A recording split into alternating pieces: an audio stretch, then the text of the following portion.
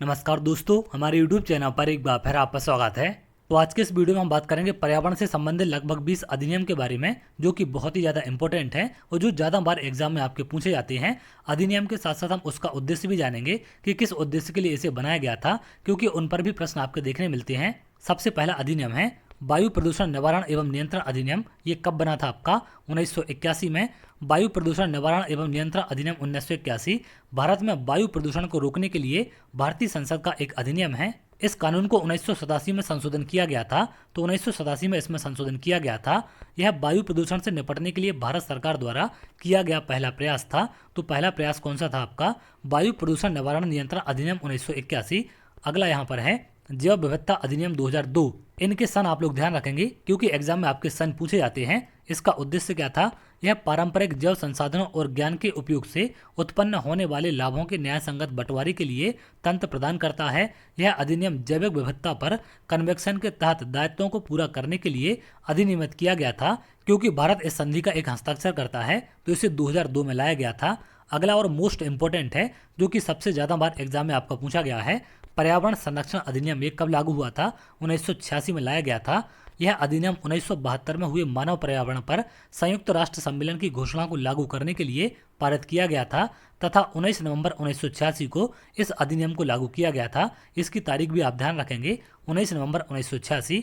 इस अधिनियम का प्रमुख उद्देश्य पर्यावरण संरक्षण एवं सुधार के लिए योजना तैयार करना है। तो पर्यावरण संरक्षण अधिनियम जो आपका लाया गया था, ये मानव पर्यावरण पर संयुक्त राष्ट्र में जो आपका सम्मेलन हुआ था, उसमें जो घोषणा की गई थी, उनको लागू करने के लिए लाया गया था। मानव पर्यावरण पर संयुक्त राष्ट्र में सम्मेलन कब हुआ था आपका? 1972 में। अगले अधिनियम पर आते हैं। अगला अधिनियम मोस्ट इंपोर्टेंट है, भारतीय वन अधिनियम 1927। भारतीय वन अधिनियम 1927 भारत वन अधिनियम के आधार पर तैयार किया गया था, जो कि ब्रिटिश काल के दौरान कार्यान्वित था। यह उन प्रक्रियाओं को परिभाषित करता है जो किसी क्षेत्र को सुरक्षित वन, संरक्षित वन या फिर ग्राम वन घोषित करती हो। यह जंगल अपराध को परिभाषित करता है तथा एक आरक्षित वन के अंदर कौन से कार्य निषिद्ध कृत्यों के अंतर्गत आते हैं, इन सब का प्रावधान इसमें किया गया था। अगला यहाँ पर बहुत ही ज़्यादा इंपॉर्टेंट है। यहाँ पर सभी बहुत ही ज़्यादा आपके इंपॉर्टेंट हैं, क्योंकि जो ज़्यादा बार एग्जाम में आपके पूछे जाते हैं, सिर्फ ऐसे अधिनियम यहाँ पर लिए गए हैं। वन संरक्षण अधिनियम ये कब लाया गया था आपका? 1980 में। भारत के वनों की रक्षा के लिए बनाया गया यह कानून है। यह अधिनियम 25 अक्टूबर 1980 को लागू हुआ था। अगला है वन्यजीव संरक्षण अधिनियम। ये कब लाया गया था आपका? 1972 में। ये भी बहुत बार एग्जाम में आपका पूछा गया है। वन्यजीव संरक्षण अधिनियम 1972 भारत की संसद द्वारा पारित एक अधिनियम है, जो पौधों और पशु प्रजातियों के संरक्षण के लिए बनाया गया था। तो इसका आप ध्यान रखेंगे, वन्यजीव संरक्षण अधिनियम आपका पौधे और पशु प्रजाति दोनों के संरक्षण के लिए बनाया गया था। अगला है वन्यजीव संरक्षण संशोधन अधिनियम 2002। तो इसमें संशोधन कब किया गया था? 2002 में। इस पर भी प्रश्न आपके बनते हैं। वन्यजीव संरक्षण संशोधन अधिनियम 2002 भारतीय वन्यजीव संरक्षण अधिनियम 1972 में किए गए संशोधन का नाम है। तो 1972 में जो संशोधन किया गया था, उसको नाम किया दिया गया संशोधन अधिनियम 2002। इस अधिनियम का मकसद वन्य जीवों के अवैध शिकार, तस्करी एवं अवैध व्यापार को रोकना है।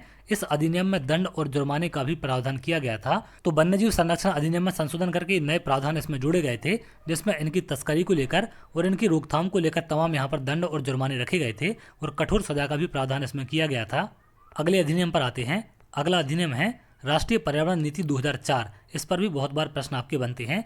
राष्ट्रीय पर्यावरण नीति के निम्न मुख्य उद्देश्य रखे गए हैं: संकटग्रस्त पर्यावरणीय संसाधनों का संरक्षण करना, पर्यावरणीय संसाधनों पर सभी के विशेषकर गरीबों के समान अधिकारों को सुरक्षित करना, संसाधनों का न्यायोचित उपयोग सुनिश्चित करना ताकि वे वर्तमान के साथ साथ भावी पीढ़ी की आवश्यकताओं की पूर्ति कर सकें, आर्थिक तथा सामाजिक नीतियों के निर्माण में पर्यावरणीय संदर्भ को ध्यान में रखना, संसाधनों के प्रबंधन में खुलेपन, उत्तरदायित्व एवं भागीदारिता के मूल्यों को शामिल करना। तो ये तमाम प्रावधान इसमें रखे गए थे। अगला है वन अधिकार अधिनियम 2006। ये भी बहुत इंपॉर्टेंट है आपका। वन अधिकार अधिनियम 2006 वन संबंधी नियमों का एक महत्वपूर्ण दस्तावेज है, जो 18 दिसंबर 2006 को पास हुआ। यह कानून जंगलों में रहने वाले लोगों के भूमि तथा प्राकृतिक संसाधनों पर अधिकार से जुड़ा हुआ है। यह जंगलों में निवास करने वाले या वनों पर अपनी आजीविका के लिए निर्भर अनुसूचित जनजाति के अधिकारों की रक्षा करता है। तो ये नए अधिकार इसमें इनको दिए गए थे। अगला है राष्ट्रीय हरित प्राधिकरण अधिनियम। ये कब लाया गया था आपका? 2010 में। इसको एनजीटी के नाम से जाना जाता है। राष्ट्रीय हरित प्राधिकरण अधिनियम 2010 के तहत पर्यावरण से जुड़े मामले के निपटान के लिए राष्ट्रीय हरित अधिकरण की स्थापना की गई थी। तो जो आपका एनजीटी लाया गया था, पर्यावरण से संबंधित जितने भी आपके मुद्दे हैं उनको निपटाने के लिए इसकी स्थापना की गई थी और ये आपका 2010 में लाया गया था। अगला है राष्ट्रीय पर्यावरण न्यायाधिकरण अधिनियम 1995। राष्ट्रीय पर्यावरण न्यायाधिकरण अधिनियम 1995 के तहत खतरनाक पदार्थों के संचालन से होने वाली दुर्घटनाओं के लिए सख्त दायित्व तय किया गया था। तो इसके तहत यहाँ पर जो खतरनाक घटनाएं होती हैं, जैसे आपने कई बार देखा होगा पटाखों का विस्फोट होता है फैक्ट्री में, या फिर कुछ ज्वलनशील गैसें रिलीज होती हैं, जैसे आपने भोपाल गैस कांड देखा, तो इन सब को लेकर यहाँ पर एक खतरनाक जो पदार्थ हैं आपके, इनकी दुर्घटनाओं को लेकर सख्त नियम यहाँ पर बनाए गए थे। अगला है राष्ट्रीय पर्यावरण अपीलीय प्राधिकरण अधिनियम 1997। राष्ट्रीय पर्यावरण अपीलीय प्राधिकरण अधिनियम 1997 पर्यावरण से जुड़े मुद्दों को संबोधित करने और सतत विकास सुनिश्चित करने के लिए बनाया गया था। इस अधिनियम के तहत NEAA को पर्यावरण संरक्षण से जुड़े नियामक निकायों के फैसले, आदेशों या फिर निर्देशों के खिलाफ अपील सुनने का अधिकार दिया गया। अगला है जल प्रदूषण निवारण एवं नियंत्रण अधिनियम 1974 में इसको लाया गया था। इनके स्थान आप ध्यान रखेंगे।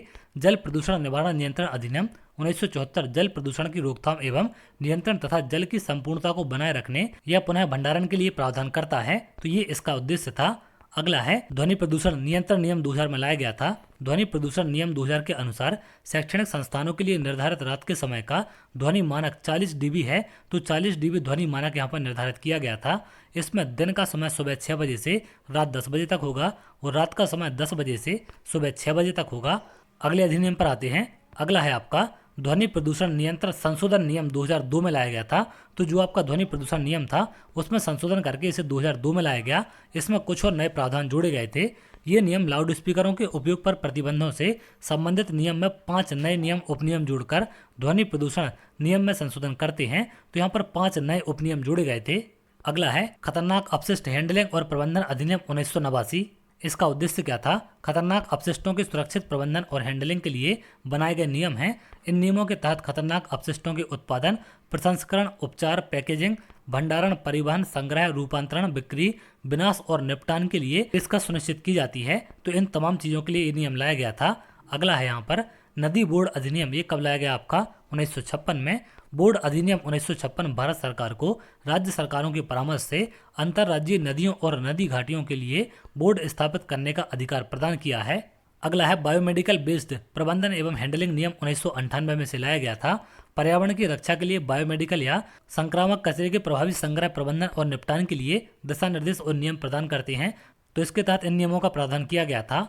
अगला है ओजोन क्षयकारी पदार्थ विनियमन और नियंत्रण नियम। ये 2000 में लाया गया था। इसका उद्देश्य क्या है? ओजोन क्षयकारी पदार्थों के उपयोग, आयात और निर्यात को नियंत्रित करना, जिससे उनसे निपटने वाले उद्योगों और संयंत्रों पर नजर रखी जा सके। तो ये तमाम अधिनियम हैं जो कि पर्यावरण से आपके संबंधित हैं और बहुत ही ज़्यादा इंपॉर्टेंट हैं। इनसे हमेशा एग्जाम में आपके प्रश्न पूछे जाते हैं, चाहे हम शिक्षक भर्ती की बात करें या फिर अन्य भर्ती परीक्षाओं की। तो आप लोग इन सभी अधिनियम के सन के साथ साथ इनके उद्देश्य भी आप ध्यान रखेंगे, क्योंकि उद्देश्य पर भी आगे चल के आपके प्रश्न बन सकते हैं। तो चलिए आगे अगर आप ऐसे वीडियो चाहते हैं तो हमारे चैनल के साथ जुड़ सकते हैं, जिससे और भी इंपॉर्टेंट वीडियो आपको मिल सके।